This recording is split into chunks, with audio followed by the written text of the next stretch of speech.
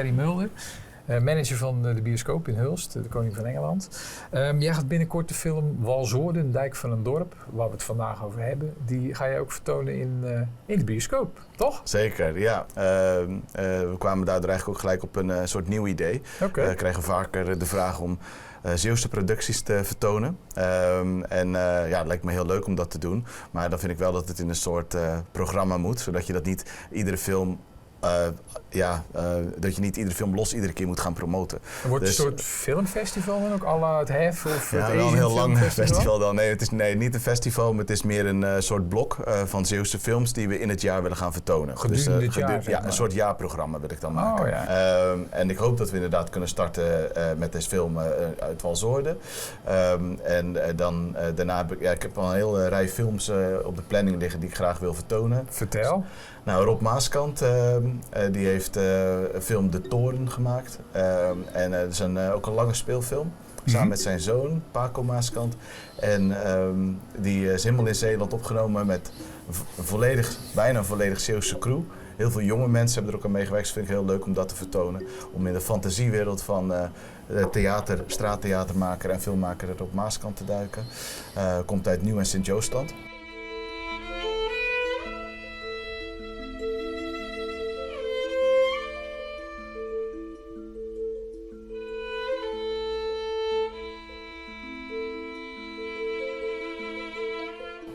En dan hebben we, even kijken, Pien Vroonland, die won tijdens het filmfestival Film by the Sea, won zij de prijs voor beste korte documentaire. Dus dat is dan een korte film. Die film heet De Muziek.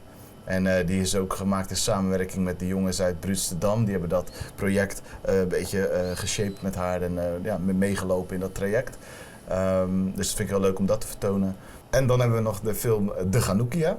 Oh ja, van Frank Herbout. Ja. Die is ook in samenwerking met Brutstedam, maar ook een groot deel in Terneuzen opgenomen. Dat is ook een lange film geworden. Die zou eerst veel korter zijn, geloof ik, maar 50 minuten. Maar die is volgens mij ook 1,5 uur geworden nu. Dus daarom doen we dat niet allemaal achter elkaar vertonen. Maar gewoon geven iedereen een eigen première hier bij de Koning. Of in ieder geval de koninklijke première, laten we het dan zo noemen. Want de première hebben zij natuurlijk allemaal al gehad. Ja. Maar het is heel leuk om dat een mooi podium te geven. Oké, dankjewel. En we zien het graag tegemoet, want Zeeuwse films, Zeeuws-Vlaamse films, altijd mooi. Ja, en als je zo'n mooi complex hebt, dan is het toch prachtig dat je dat soort dingen op het grote doekje kunt zien. Absoluut. Okay. Dankjewel, Pedi. Komt die dijk over, je gaat die trap op en je komt in een andere wereld terecht. Ja, dat is Walshoorde. Als ik naar de Schelde ga, ben ik eigenlijk altijd nog steeds blij. Daar kwamen de schepen voorbij. Die hebben een zuiging. En met die zuiging krijg je geweldige stroming. En dan is het verschillende keren gebeurd dat er kinderen bijna verdronken. Wat? Walshoorde voor de kinderen. Dat zeggen ze zelf, dat was de hemel op aarde.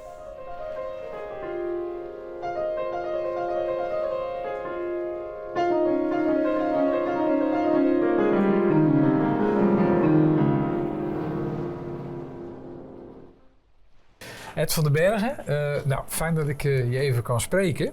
Jij bent echt een filmmaker, hè? In hart en nieren, heel veel eigen producties al gemaakt. En jouw laatste productie, dat is Walshoorde, een dijk van een dorp. Kun jij in je eigen woorden vertellen waar die film over gaat? Ja, het gaat over Walshoorde. En eigenlijk de mensen die ik terloops aangetroffen heb. Want ik was met een drone aan het spelen. Ik had een drone gekocht. Ik denk, waar ga ik eens wat met die drone spelen? Want boven het land en landerijen, dat is mooi. Maar op een gegeven moment heb je dat ook wel gezien, die patronen in het landschap. Ik denk, ga eens boven die schepen vliegen. Waar zou ik dat kunnen doen? Nou, Walshoorde, hè? Want dan hoef je niet ver. Nee, prachtige plek. Dus ik was daar bezig. Maar dan heb je daar 2, 3, 4 keer een uurtje gefilmd. Maar wat heb je dan? Daar kijk je nooit meer naar. Maar het is om te oefenen. Maar ik raakte daar wel in gesprek met diverse mensen. Want die trap is heel bijzonder. De zware jas, alle ellende die je in je hoofd meedraagt, die ligt onderaan de dijk. En mensen gaan de trap op. een vreemd obstakel natuurlijk, die trap, met al die betonnen blokken. Ja. Waar je echt... Moet gewoon oppassen. Nu is er een leuning, maar toen was die er nog niet. Ja, je ligt binnen de kortste keer, als je niet goed uitkijkt, op je gat of erger. Maar ik raakte daar wel met heel veel mensen over die trap gekomen in gesprek. Het lijkt wel alsof mensen daar lucht, ze zien ruimte, maar ook in hun hoofd krijgen ze een zekere openheid. Ja, in de film vertellen ze dat ook, hè? Dat die mensen eigenlijk al van jongs af aan op die plek kwamen. Ja. Toen lag die trap er nog niet die er nu is, maar de gewone normale trap. En dan, zo gauw ze dan zeg maar over de dijk kwamen en het water zagen, dan viel er inderdaad wat van hun af. Ja. En daar wilden ze ook altijd terug naartoe. Ja. Maar het zijn niet alleen mensen van Walsworde, ook van buiten Walsworde, die gewoon eventjes daar komen kijken en scheepjes zien. Maar wat me vooral trof was die openheid, dat openstaan voor een gesprek. En de eerste man die ik daar sprak, wij keken elkaar de hele tijd zo aan. En een beetje onderzoeken, een beetje zoeken in ons geheugen of we dat gezicht al eens eerder hadden gezien. Ik ken jou, maar waarom? Ja, zoiets. Ja. Maar dat bleek dus totaal niet het geval. Ja. We kennen elkaar niet, maar het voelde heel vertrouwd. En we hadden binnen de kortste keren een gesprek van een half uur. En toen vertelde hij en passant ook dat hij in Walsworde woonde, dat zijn vrouw er al heel haar leven woonde. En toen ontstond het idee om hem te interviewen. En via die trap ben ik telkens iemand tegengekomen. Dus de mensen, dat is echt helemaal organisch gegaan? Het is organisch ontstaan. Ja. En het gesprek wat ik dan met iemand had, dat nam ik dan op. Dat leverde gewoon zoveel informatie op. Waardoor ik uiteindelijk dacht, maar daar kan ik een leuke film van maken. Het gaat over trots. Over hun dorp waar ze wonen. Het gaat over de gemeenschap. Het gaat over wat ze verloren zijn, het natuurlijke. De vervuiling in het water die deels weg is en deels teruggekomen is via de PFAS. Over de pont die weg is, de bebouwing op de dijk. De dijk die heel veel eigenlijk onder de grond gestopt heeft. Maar toch allemaal nog heel blij in het dorp wonen. En ook allemaal een hele levendige herinnering viel mij op. Zeker. Aan wat er niet meer is. Dus het was wel nostalgisch voor een groot deel, vond ik. Maar hun herinnering was super levendig. Ik zag het voor me, zeg maar, als ze het vertelden. Ja.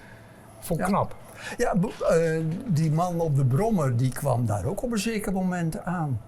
En de eerste keer, we hadden het net over ijdelheid. De eerste keer zei hij van, nee, nu niet. Hij had net in een tuintje gewerkt en hij had zich al een paar dagen niet geschoren. Ik dacht dat het een manier was om mij af te wimpelen, om mij af te poeieren. Maar ik belde hem 's avonds op. Hij zei, volgende week wil ik dat wel. En warempel, hij zat er ook de week daarna, netjes gekamd. En kwam hij op zijn brommertje aan, dat is natuurlijk echt schitterend. En allemaal van die prachtige anekdotes, waar hij er nog veel meer van had. Want hij vertelde me dat hij het heel jammer vond dat hij bepaalde anekdotes vergeten te vertellen was. Maar ik vertelde jou net in het voorgesprek al dat het de oom van mijn vrouw is. En onder andere het verhaal dat hij met zijn bootje op de Schelde afdrijft en dat de hele familie in paniek achterblijft van waar is oom en Ber. Dat hebben wij heel vaak gehoord, dat verhaal, in onze overlevering. Maar ik moet zeggen, zoals hij het dan nu vertelde in de film, vond ik het veel spannender. Ja. Ik vond het echt een heel mooi verhaal geworden zo. Dus, absoluut. Maar zo hadden alle mensen die in de film zitten, die hadden zo een prachtige herinnering aan het dorp. Ja. Was jij überhaupt al geïnteresseerd in een dorp als Walsworde of Walsworde heel specifiek? Of was het echt puur omdat je daar aan het oefenen was met die drone? Nou, latent zit er natuurlijk van alles in mijn hoofd. Om nog eens dit te doen of dat te doen. Want ik kan het niet laten om te filmen. Ik ben eigenlijk fotograaf. Eigenlijk ben ik een onderwijsman, maar ik voel me dan eigenlijk toch fotograaf. Daar ben ik al vanaf de 70 jaar mee bezig. Ik heb ook de academie 2 keer fotografie gedaan, 1 keer film. Maar ja, je kunt dus je hebt heel veel gekeken en je bent altijd eigenlijk op zoek naar iets waar je een verhaal van kunt maken. Eigenlijk ben je dus een verhalenverteller. Of een verhalenoptekenaar, laat ik het zo zeggen. Ik denk dat als je film maakt, moet het wel altijd een zeggingskracht hebben. Het moet ergens over gaan. Mhm. En ja, je kunt naar Oekraïne, je kunt naar Gaza, je kunt naar, noem het maar op. Daar zijn hele erge dingen aan de hand en dat is ook belangrijk dat die verhalen verteld worden. Alleen Maar ik woon hier. Ja, En jij vertelt de verhalen van hier. ja, en aan de andere kant denk ik ook, alle ellende. Ik maak ook ellendige films hoor, die gaan over ellende. Maar er is ook een heleboel wat leukers in het leven. En dat mogen we niet vergeten. Het mag ook gezien Dus worden. zo'n dorp wat trots is op hun woonplaatsje. En die dan naar het water gaan en naar de schepen kijken. En allerlei moeilijkere dingen dan maar voor lief nemen. Ja, dat is ook een verhaal waard. Nou, en jouw vak is het dan om die trots ook over te brengen. Zoiets Dus probeer dat, ik dan. Ja. Heb je al plannen voor een nieuw Heel project veel. eigenlijk? Heel veel. Oh, echt? Te veel. Oh jee. Te veel, ja. Nou, je moet kiezen. Ja, het is altijd moeilijk om... Kill your darlings noemen ze dat, hè? Ja, bij het monteren, want ik doe alles zelf. Hè. Mhm. Dus deze film van Walshoorn is dan organisch ontstaan. Die film ik. Ik zorg ook voor het geluid. Dat is best lastig om het gelijktijdig te doen. En het interview. Je moet er goed kaderen. Je moet zorgen dat het geluid goed is. Je moet dan ook nog je gesprekspartner aanzetten en aan laten staan. En liefst zo aanzetten dat het een vliegwiel is, dat hij niet meer stopt. Dat je gewoon lekker kunt knippen. Maar achteraf moet je natuurlijk je film gaan knippen.